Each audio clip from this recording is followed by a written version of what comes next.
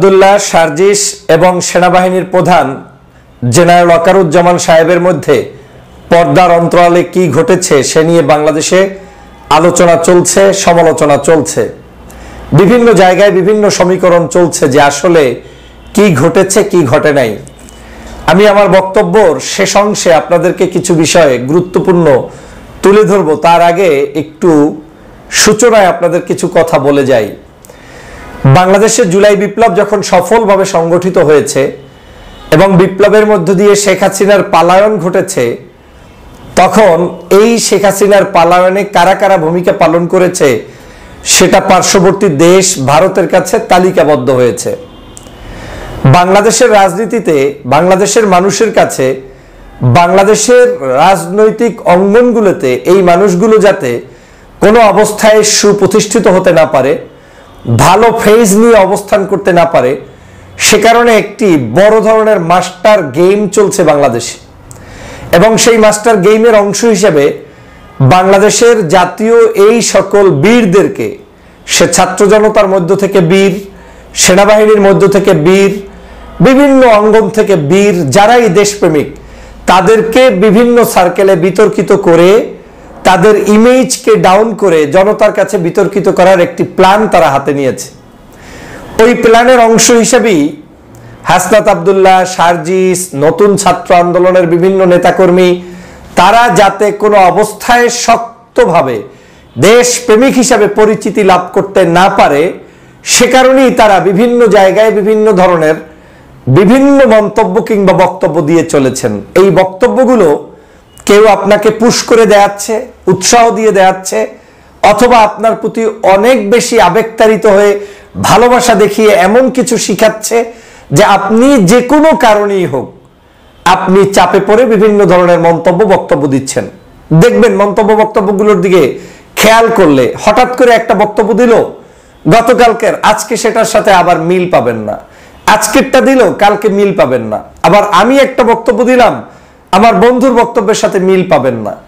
এই যে না পাওয়া, এটাই হচ্ছে একটা পরিকল্পনা, এটাই হচ্ছে একটা ফাঁদ। এই ফাঁদে যারা পড়ে স্বভাবতই তারা তাদের মূল যে চেতনা, মূল যে স্পিরিট, সেই স্পিরিটটা থেকে সে ধ্বংস হয়ে যায়। আমি গত সবগুলো ভিডিওতে বলেছি, বাংলাদেশের পূর্বে এই যে 53 বছর গিয়েছে, এই 53 বছরের বিভিন্ন শাসক আমরা দেখেছি, বিভিন্ন শাসন ব্যবস্থা দেখেছি। আমরা বিএনপির সাথে জামাতকে বসতে দেখেছি, জামাতের সাথে আওয়ামী লীগকে বসতে দেখেছি। রাজনৈতিক অঙ্গনে একে অপরের সাথে বসেছে, আন্দোলন করেছে, কথা বলেছে। এটাই পলিটিক্স। এই পলিটিক্সে কত কথা, কত কিছু যে আলোচনা হয় রুমের ভিতরে, বেডরুমে, বাহিরে, মঞ্চে, এ বক্তব্যের কোনো শেষ নেই। এই রাজনৈতিক সৌন্দর্যতাটা অনেক সময় খারাপ পরিস্থিতি নিয়ে আসে, অনেক সময় ভালো পরিস্থিতিও নিয়ে আসে। আজকে আমার পক্ষে গেলে আমি আপনাকে সাধুবাদ জানাই, আমার বিপক্ষে গেলে কালকে আপনি আমাকে তুলোধনা করেন। এটাই হচ্ছে রাজনৈতিক শিষ্টাচার। আজকের এই গত 5ই আগস্টের যে ঘটনাটি সংগঠিত হয়েছে বাংলাদেশে, সেই সংগঠিত হওয়ার পিছনে বাংলাদেশের যারা যারা অবদান রেখেছেন তার মধ্যে হচ্ছেন এই তরুণ উদ্দীপ্ত ছাত্রদের নেতারা, যারা আমাদের পাশে সবসময় থেকেছে। পাশাপাশি এই উদ্দীপ্ত ছাত্র নেতাদেরকে ব্যাকআপ দিয়েছে এদেশের সকল রাজনৈতিক সংগঠন, এবং সকল রাজনৈতিক সংগঠনের ব্যাকআপের পরবর্তীতেই আমাদের সাথে সংযুক্ত হয়েছে, তথা যখন পরিবেশটা দেশ স্বাধীন করার মতো সিচুয়েশন হয়েছে, শেখ হাসিনার কন্ট্রোলের বাহিরে চলে গিয়েছে, তখন সেনাবাহিনীর প্রধান জেনারেল ওয়াকারুজ্জামানের নেতৃত্বে সুকৌশলে আমাদেরকে সেই জায়গায় ব্যাকআপ দিয়ে দেশকে রক্ষা করা হয়েছে। যদি আর একটা দিনও জেনারেল ওয়াকারুজ্জামান সাহেব চুপ থাকতেন, বাংলাদেশে আরো 20-50 হাজার মানুষ মারা গেল, শেখ হাসিনা পদত্যাগ করতেন না। বঙ্গভবনের যেমন দেয়ালের একটা ক্ষতি হয় নাই, সেনাবাহিনী চাইলে গণভবনেরও একটা দেয়ালের ক্ষতি কেউ করতে পারত না। আপনাকে বুঝতে হবে হিকমত এবং কৌশলটা। এই গণভবনের পাশ থেকেই বহু মানুষ মিছিল করে গিয়েছে, একটা টোক্কা পর্যন্ত দেয় নাই। যখন আর্মি সেখান থেকে দরজা খুলে দিয়েছে, তখন সবাই গণভবনের ছাদে গিয়ে মিছিল করেছে, সুইমিং পুলে গোসল করেছে। তারপরে শেখ মুজিবুর রহমানের সেই ভাস্কর্য টেনে টেনে ভেঙেছে, সেনাবাহিনী সেখানে সাথে থেকে ভাঙতে সাহায্য করেছে। কে কখন কি করেছে জাতির কাছে স্পষ্ট। এই কাজগুলো যখন সংগঠিত হয়েছে, তখন পার্শ্ববর্তী দেশ ভারতের কাছে একেবারে কমপ্লিটলি ধারণা হয়ে গিয়েছে এই বাংলাদেশের কিছু মানুষদেরকে যদি বিতর্কিত করে অনৈক্য সৃষ্টি করা না যায়, তাহলে এই বাংলাদেশের এই স্পিরিটটার উপর ভিত্তি করে আগামীর বাংলাদেশে তাদের ষড়যন্ত্র টিকবে না। সে কারণে এখন তারা টার্গেট করেছে বাংলাদেশের বেশ কিছু মানুষদেরকে, যারা আগামীর বাংলাদেশ গড়তে অনেক অবদান রাখতে পারে আমি বিশ্বাস করি। সেই টার্গেটের অংশ হিসেবে এদেরকে এখন বিতর্কিত কর্মকাণ্ডে জড়িয়ে দেওয়া হচ্ছে। জেনারেল ওয়াকারুজ্জামান সাহেব 5 তারিখে কি ভূমিকা রাখবেন না, সেটা একজন আমি সাধারণ নাগরিকের মতো করে হবে না। আবার পরবর্তী সময়ে তার ভূমিকা কেমন হবে সেটা একজন সাধারণ নাগরিকের মতো করে কোনোদিনই হবে না। এটা এখন বলছি, ভবিষ্যতেও বলবো, কারণ আমি মিথ্যা তথ্য দিয়ে আপনাকে ভুল ভ্রান্তির মধ্যে নিতে পারি না। আমি আপনাকে একটা কথা বলি, বাংলাদেশের কমন কিছু ইস্যুতে দেখবেন দল ঐক্যবদ্ধ হয়েছে, বাংলাদেশের বিভিন্ন সংস্থা ঐক্যবদ্ধ হয়েছে, ইউটিউবাররা ঐক্যবদ্ধ হয়েছে, সেই আন্দোলন সফল হয়েছে।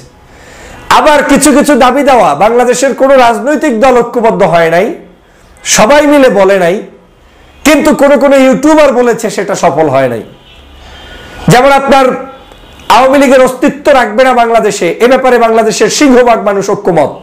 দেখবেন আপনার মতের সাথে আমার মত মিলে যাচ্ছে, কিন্তু আপনি সেনা প্রধানকে বিতাড়িত করতে চান কিংবা বাদ দিতে চান, মতের সাথে আপনি কাউকে পাবেন না। বাংলাদেশের কোনো রাজনৈতিক দল আপনাকে বলেছে কিনা আমাকে বলেন, চ্যালেঞ্জ দিয়ে বললাম। বিএনপি বলে নাই, জামাত ইসলাম বলে নাই, ইসলামী আন্দোলন বাংলাদেশ বলে নাই, গণ অধিকার বলে নাই, বাংলাদেশের আর যত পার্টি আছে কেউ কি সেনাপ্রধানের এখন পর্যন্ত পদত্যাগ চেয়েছে কিনা? চায় নাই। তার মানে আপনার এই দাবি সকাল সন্ধ্যা 1 লক্ষ বার ভিডিও বানালেও কোনোদিন পূরণ হবে না। এই দাবিটাই যারা করছে সেটা একটা মাস্টার প্ল্যানের অংশ হিসেবে হয় গেমের ভিতরে পড়ে গিয়েছে, ভুলের ভিতরে পড়ে গিয়েছে, না হয় ভিন্ন কোনো চরিত্রের মধ্যে ঢুকে গিয়েছে। এই দাবি সফল হবে না।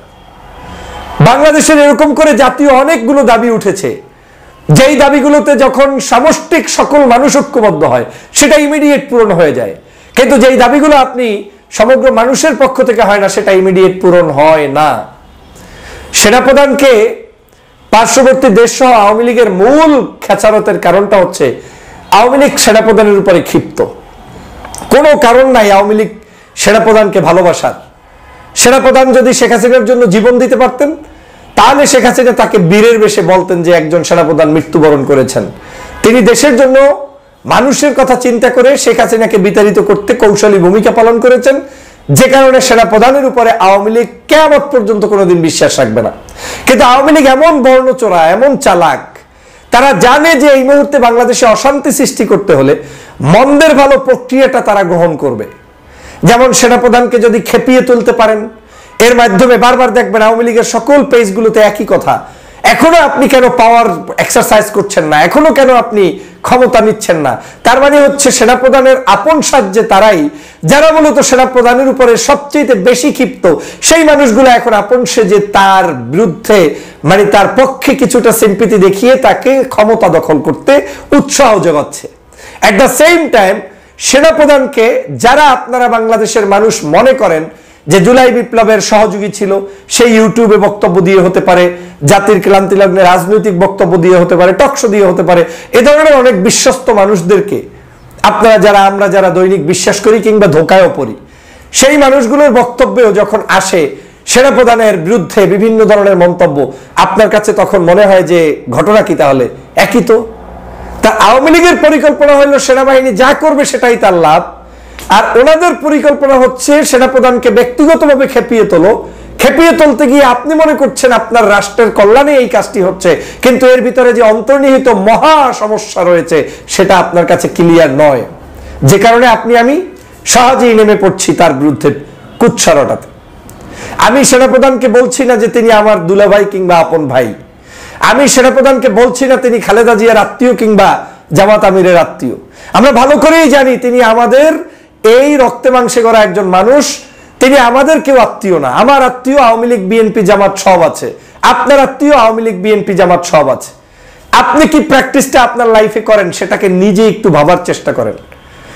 উনি বাংলাদেশ থেকে শেখ হাসিনাকে বিতাড়িত করতে যে ভূমিকা পালন করছে সেজন্য উনি স্যালুট পাবে, কিয়ামত পর্যন্ত পাবে। উনি যদি না পায় সেটা জাতি হিসাবে মুনাফিকি চরিত্রে আপনি নেমে পড়বেন, কোনো সন্দেহ নাই।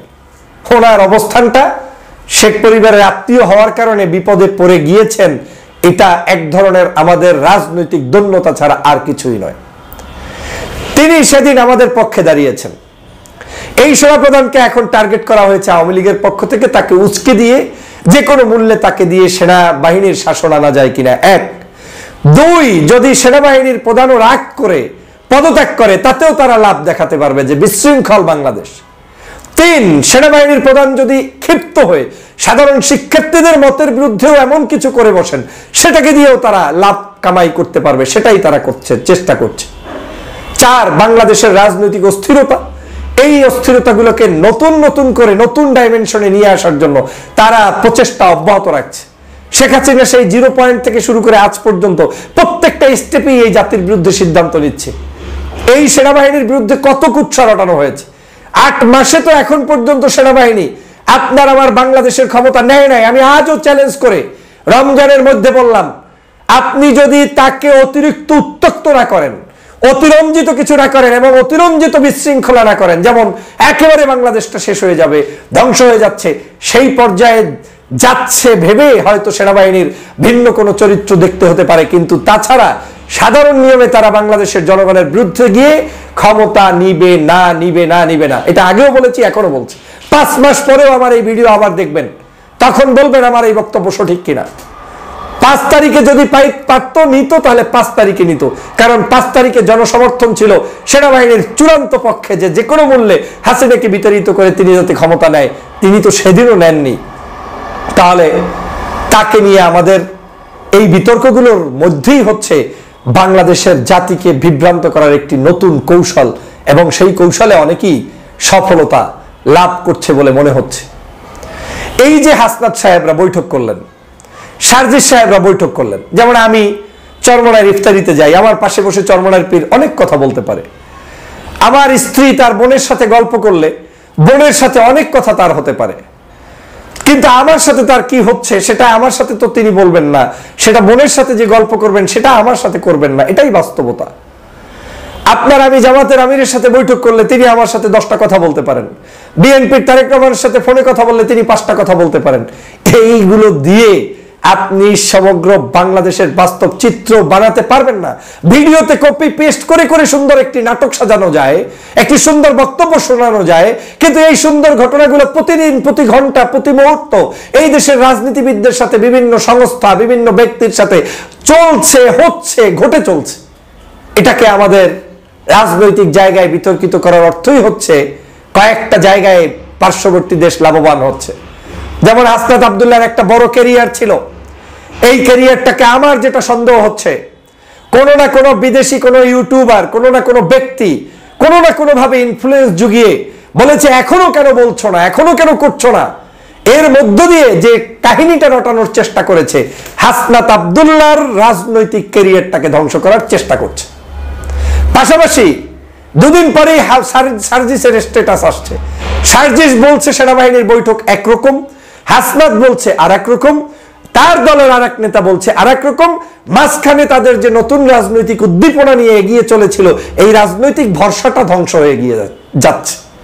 বাংলাদেশে আপনি যে একটা সেকেন্ড রিপাবলিক নিয়ে একটা ভাব নিয়ে নতুন যে একটা সংগঠনের উত্থান, এই উত্থানটাকে আপনার বাংলাদেশের একেবারে চূড়ান্ত পর্যায়ে ধ্বংসের দ্বার প্রান্তে নিয়ে আসতে একটি বিশেষ গ্রুপ কাজ করছে, এবং সেই কার্যক্রম হিসাবেই আজকের এই ধরনের ফাঁদে পাড়া দিয়েছেন।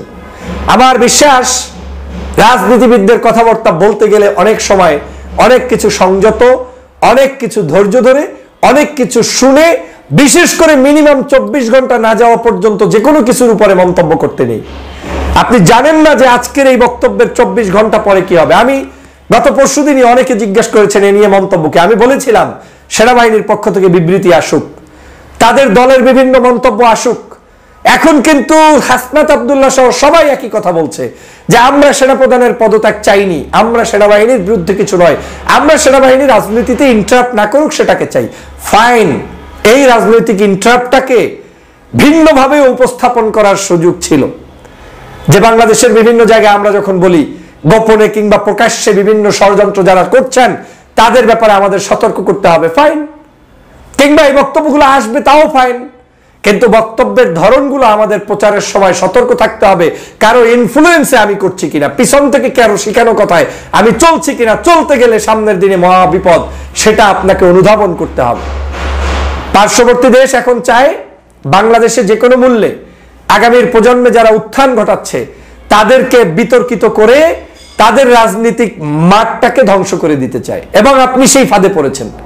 আপনার চেতনাবোধ, আপনার বক্তব্য, আপনার মূল থিম জনগণের কাছে ক্লিয়ার থাকতে হবে। আপনি কি জাতীয়তাবাদী বোধের রাজনীতি করছেন, না ইসলামী মূল্যবোধের রাজনীতি করছেন, না দুইটার সংমিশ্রণে করছেন, নাকি জুলাই বিপ্লবকে নিয়ে করছেন, নাকি আপনি ভিন্ন কোনো কিছু করছেন? নাই তো। আপনার দলের একজন নেতা শহীদ রাষ্ট্রপতি জিয়াউর রহমানকে নিয়ে মন্তব্য করে, আবার আরেকজনে আপনার জামাত ইসলামকে নিয়ে মন্তব্য করে, এমন কিছু মন্তব্য করে যেই সকল বিবৃতি জনগণ পছন্দ করে না। এট দ্য সেম টাইম আপনি রাষ্ট্রের সর্বোচ্চ সেনাবাহিনী নিয়ে মন্তব্য, সেই মন্তব্য থেকে আবার পক্ষে বিপক্ষে বিভিন্ন মন্তব্য দিচ্ছেন। এটাই হচ্ছে মূলত রাজনৈতিক জায়গায় দূরদর্শিতা, সমসাময়িক কথা বলার অভিজ্ঞতা না থাকার একটি কুফল জাতির সামনে দেখলো। আমি বারবার বলেছিলাম বাংলাদেশে বহু সেনাবাহিনীর প্রধান এসেছে, 44 দিনের মাথায় বাংলাদেশের সেনাপ্রধান জেনারেল ওয়াকারুজ্জামানের নিয়োগ প্রাপ্তির 44 দিনের মাথায় বাংলাদেশ স্বাধীন হয়েছে। এই যে 5ই আগস্টের সেনাপ্রধান 44 দিনের মাথায় তিনি আমাদের পাশে দাঁড়িয়েছেন। এখন অনেকেই বাংলাদেশে এটা অভ্যাসও, কেউ কিছু হেল্প করলে স্বীকার করে না। এখন অনেকেই নিয়ে বিনিয়ে আমরা বলবো বাধ্য হয়েছে করেছে, হ্যাঁ বাধ্য হয়েছে করেছে, তো বাধ্য এর আগে তো বহু মানুষকে আমরা চেয়েছি, কেউ তো আমাদের পাশে এসে দাঁড়ায় নাই। আজকের আমি গত 16টি বছর আপনার জন্য কথা বলেছি, আপনি এখন যদি বলেন যে বাধ্য হয়েছে তাই বলেছেন, না বাধ্য হয়েছে কিন্তু ডক্টর ফয়জলই তো বলেছে, আপনি বলেন নাই কেন? এই যে চিন্তা, আমাদেরকে সংকীর্ণতার জায়গা থেকে বের হয়ে আসতে হবে। বাংলাদেশকে নিয়ে যত খেলা চলছে এই খেলা বন্ধ করতে হবে। রাজনীতির মধ্যে রাজনীতি চলছে, আপনি পারলে ফ্যাসিবাদের বিরুদ্ধে আওয়াজ তুলুন, আপনি পারলে এই যে জিএম কাদেরের বিরুদ্ধে আওয়াজ তুলেন, আপনি আওয়ামী লীগের বিরুদ্ধে এই রাজনীতি বন্ধ করার জন্য আওয়াজ অব্যাহত রাখুন, কিন্তু আমাদেরকে এই আওয়াজ চলমান রাখা অবস্থায়ও কৌশলী ভূমিকা পালন করতে হবে। এর বিকল্প পথে হাঁটলে বাংলাদেশের স্বাধীনতা সার্বভৌমত্ব বিপন্ন হবে, বাংলাদেশের মানুষের মধ্যে বিভিন্ন ধরনের ইকুয়েশন তৈরি হবে এবং এই দেশটাকে রসাতলে নিয়ে যেতে হবে। আচ্ছা বলেন তো, আপনারা তো সবাই বলেন সব সময়, আমরা বলি সেনাবাহিনী বাধ্য হয়ে করেছে, সেনাবাহিনীর কাজ কি? রাজনীতিতে নাক গলাবে কেন? এই কাজ কি তাহলে 5ই আগস্টে বাংলাদেশের রাজনৈতিক দলগুলো সেনাবাহিনীর কাছে বসতে কেন বাধ্য হলো? কেন সেনাবাহিনীকে এখানে এসে ইন্টারাপ্ট করতে হলো? কেন শেখ হাসিনা চলে যাওয়ার পরে সেনা প্রধানকে এসে কথা বলতে হলো? তার মানে হচ্ছে রাষ্ট্রের সাথে সেনাবাহিনী এবং রাষ্ট্রের সেনাবাহিনীর সাথে রাষ্ট্রের সাথে একটা গভীরতম সম্পর্ক রয়েছে, এই সার্বভৌমত্বের সাথে। একজন ব্যক্তি আজও যদি ডক্টর মোহাম্মদ ইউনূস চলে যায়, কালকে যদি কেউ ভাষণ দেয়, তাহলে ওই ভাষণটা সেনা প্রধানকেই দিতে হবে, কিচ্ছু করার নাই। এটাই সিস্টেম। কাউকে না কাউকে এগিয়ে আসতে হবে, এগিয়ে কেউ আসবে না, পুলিশ আসবে না, অন্য কেউ আসবে না, এগিয়ে আসবে সবার প্রথম ওই জায়গাটায় মঞ্চে কিংবা টিভি চ্যানেলে সেনাপ্রধান, এবং এটাই সিস্টেম। এই সেনাপ্রধানের কাছে দেশের সার্বভৌমত্বের চুক্তি দেওয়া আছে। তখন যদি আপনি তার সাথে বসে কল্পনা করে আলোচনা করে রাষ্ট্র সংস্কারের জন্য ঐক্যবদ্ধভাবে সেনাপ্রধান সবাইকে ডেকে নিয়ে তারপরে এই সিস্টেমে আপনি সরকার শুরু করলেন, এখন আপনি বলবেন তার সাথে বসবে কি বসবে না? এ তো প্রতিনিয়ত বৈঠক হচ্ছে, বৈঠক কি বন্ধ হয়েছে নাকি? 5 তারিখের পরে সেনাবাহিনীর গোয়েন্দা বিভাগ এনএসআই ডিজিএফআই কি বৈঠক বন্ধ করেছে নাকি? তারা তো চলমান একটা প্রক্রিয়ার অংশ। এই দেশের প্রত্যেকটি জায়গায় তাদের কার্যক্রম আছে, প্রত্যেকটি থানা উপজেলায় তার কার্যক্রম আছে। শুধু এখন না, রাজনীতির এই সরকার পরিবর্তন হলে যে আসবে সে সময় তাদের পরিকল্পনা মাফিক কার্যক্রম চলবে, এবং সেটাই সেনাপ্রধান কয়েকদিন আগে বলেছিলেন। দেশকে রক্ষার জন্য কিন্তু ডিজিএফআই এনএসআই তাদের যে কাজ, এটাকে অতিরঞ্জিত বিতর্কিত করা যাবে না। আমি এই কথাগুলো জানি, স্রোতের বিপরীতে অনেক কথা হবে, কিন্তু আজ হোক কাল হোক ডক্টর ফয়জুলের এই মন্তব্যগুলো আপনার কাছে বাস্তবসম্মত মনে হবে। সবাই মিলে যদি কাউর শুরু করে দেই, কেউকে না কাউকে মানতে হবে আপনার নেতা। এই দেশটাকে বিশৃঙ্খল করে দিলে দেশ টিকাতে পারবেন না। আপনি যদি বলেন পুলিশ খারাপ, ট্রাফিক নিয়ন্ত্রণ লাগবে না, বাসায় গিয়ে ঘুমাও, ট্রাফিক থাকলো না, রাস্তাঘাটে চিন্তাই পারলো, লাভটা কি? পুলিশ সংস্কার করতে হবে। সেনাবাহিনী আপনার কিচ্ছু করবে না। সেনাবাহিনী ছাড়া ডক্টর মোহাম্মদ ইউনূস 1 ঘন্টা টিকতে পারবে না যদি সেনাবাহিনীর প্রধান ছাড়া এই ওয়াকারুজ্জামান এবং এই সেনাবাহিনীর শক্তিশালী ভূমিকা আজকে রাষ্ট্রের পক্ষে না থাকে। কেন বলছি? এটাই হচ্ছে আপনাকে বুঝতে হবে। আমি সে কারণে হাসনাত আব্দুল্লাহ সার্জিস সাহেবদের যে গোপন বৈঠক কি হয়েছে অন্তরালে, সেই অন্তরালের বৈঠকের মধ্য দিয়ে তারা যেটা মেসেজ দিতে চেয়েছেন সেখানে অনেক কন্ট্রোভার্সি ইতিমধ্যেই প্রকাশ হয়েছে, আমি সে নিয়ে মন্তব্য করতে চাই না। তবে আওয়ামী লীগকে প্রতিষ্ঠা করার কোনো কাজে আমি নাই। আমি সেনাবাহিনীর পক্ষে, ওয়াকারুজ্জামানের পক্ষে সব স্টেটমেন্ট দেওয়ার পরেও আমি আওয়ামী প্রতিষ্ঠার জায়গায় চূড়ান্তভাবে আমার ভেটো কিয়ামত পর্যন্ত থাকবে, যদি আল্লাহ হায়াতে রাখে। আমি এটার বিরোধিতা করবই, কারণ তারা খুনি, তাদের বিরুদ্ধে আমার লড়াই ছিল। সেনাবাহিনীকে নিয়ে অনেক বিতর্ক হয়। সেনাবাহিনী হয়তো একটা পলিসির অংশ হিসাবে গ্রহণ করেছে, বাংলাদেশে নতুন করে দাঙ্গা হাঙ্গা মারামারি পিটাপিটি চায় নাই। দেশি বিদেশি বিভিন্ন শক্তির সাথে তাদেরকে কাজ করতে হয়, বিভিন্ন জায়গায় আন্তর্জাতিক অঙ্গনে তাকে আনসার দিতে হয়, জাতিসংঘে কাজ করতে হয়। তো সব কাজ আমার মন মতো হবে না প্রিয় ভাই। পারলে আমার দলকে সংস্কার করেন। আমি কালকে চ্যালেঞ্জ দিয়ে বলেছিলাম, আওয়ামী লীগকে নিষিদ্ধ চায় কারা, সেই দলগুলোকে ডেকে আনেন। পারলে ডক্টর মোহাম্মদ ইউনূস সমগ্র রাজনৈতিক দলগুলোকে তার অফিসে ডাকুক, অফিসে ডেকে তার কাছ থেকে মন্তব্য নিয়ে নিক সাদা কাগজে। আপনি কি কাকে পক্ষে চান, কার পক্ষে চান না, আপনি কি আওয়ামী লীগকে নিষিদ্ধ চান নাকি রাজনীতিতে চান, দেখে যাবেন মুনাফেক কাকে বলে। দলগুলোর মধ্যে থেকেই দেখবেন অনেকে বলবে আওয়ামী লীগকে নিষিদ্ধ করা যাবে না, আবার অনেকে বলবে যাবে। তার মানে দাঁড়াচ্ছে এখানে সবাই হচ্ছে জাতে মাতাল তালে ঠিক, যে যার জায়গা থেকে অবস্থানকে গ্রহণ করতে চায়। স্বার্থবাদী চিন্তা, এই স্বার্থবাদী চিন্তা পরিহার করতে হবে। দেশপ্রেমিকের চরিত্র হবে, আমার শত্রুও যদি ন্যায়সঙ্গত ভালো কাজ করে তাকে আপনি সমর্থন যোগাবেন। অনেকেই অনেক কথা বলবে, অনেক কথা তো এই দেশে বহু মানুষ বলেছে, এই দেশের বহু ইউটিউবাররা কথা বলেছে এক সময়। তারা বলেছে এই দেশের জুলাই বিপ্লব, এই যে স্বাধীনতা, এই স্বাধীনতা অন্যায়, এই স্বাধীনতা ভারতের সৃষ্টি। কই, ভারতের তো সৃষ্টি না, আমরা তো করে ফেলেছি। অনেকে এই শাহবাগের পক্ষে নেমেছে, তখন তো এই শাহবাগকে নিয়ে অনেক মানুষ আমরা গালিগালাজ করেছি, কিন্তু তারা তো শাহবাগের পক্ষেই ছিল। আবার শাহবাগ থেকে বের হয়েও তো অনেকে এসেছে। পাস্ট অনেক কথাই অনেকে বলে, সেই পুরাতন কথার দিকে আপনারা খেয়াল রাখেন না।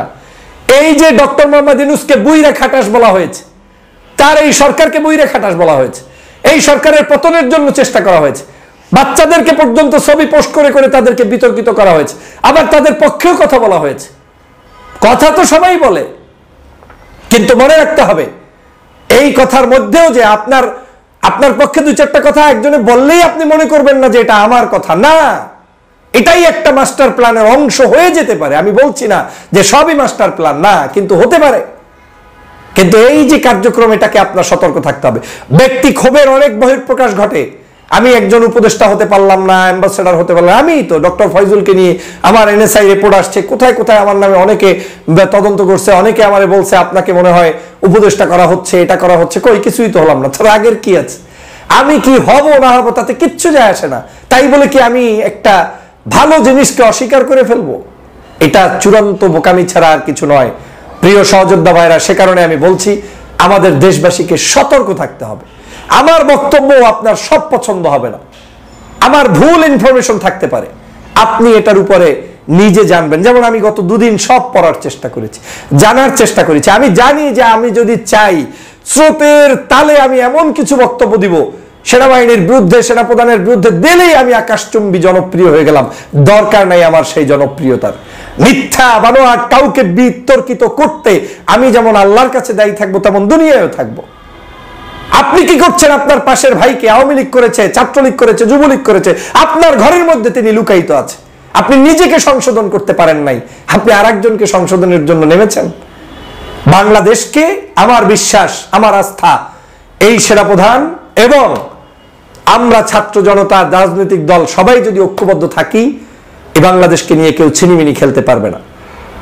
And way of work different. আমার ওয়ে একরকম, আপনার ওয়ে একরকম। সেনাপ্রধানের ওয়ে যদি রাজনৈতিক দলের মতোই হয়ে যায়, তাহলে তো আমরা যেই আওয়ামী লীগের সমালোচনা করেছি সেরকমই হয়ে যাবে। দল চাটা, মানে জুলুমবাজ, কিংবা মানুষকে হত্যা করা, নির্যাতন করা, এটা কেন করবেন? সন্ত্রাস, চাঁদাবাজদেরকে, দুষ্ট লোকদেরকে, খারাপ মানুষদেরকে, খুনিদেরকে আমরা অবশ্যই শাস্তি চাই। সেজন্য আমাদেরকেও সতর্ক হতে হবে। আশা করি আমার এই বক্তব্য বুঝতে পেরেছেন, এবং রাজনৈতিক অঙ্গনে যারা কাজ করছেন আপনারা কিন্তু গেইমের অংশ হিসেবে জায়গা বে জায়গায় ইউজ হবেন, এবং আপনাদের জনপ্রিয়তা নষ্ট করার চক্রান্ত চলছে। অতএব সাধু সাবধান হয়ে যান।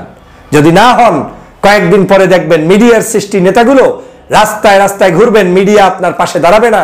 আপনার বক্তব্য নিবে না, আপনি জাতির নেতা হতে পারবেন না। ধৈর্য, সংযম, বুদ্ধিমত্তা নিয়ে আপনি কাজ করুন, আপনার নিজস্ব কোয়ালিটি নিয়ে পথ চলুন, দেখবেন আপনি সামনের দিকে এগিয়ে যাবেন। অনেক গোপন তথ্য আসবেই দেখবেন।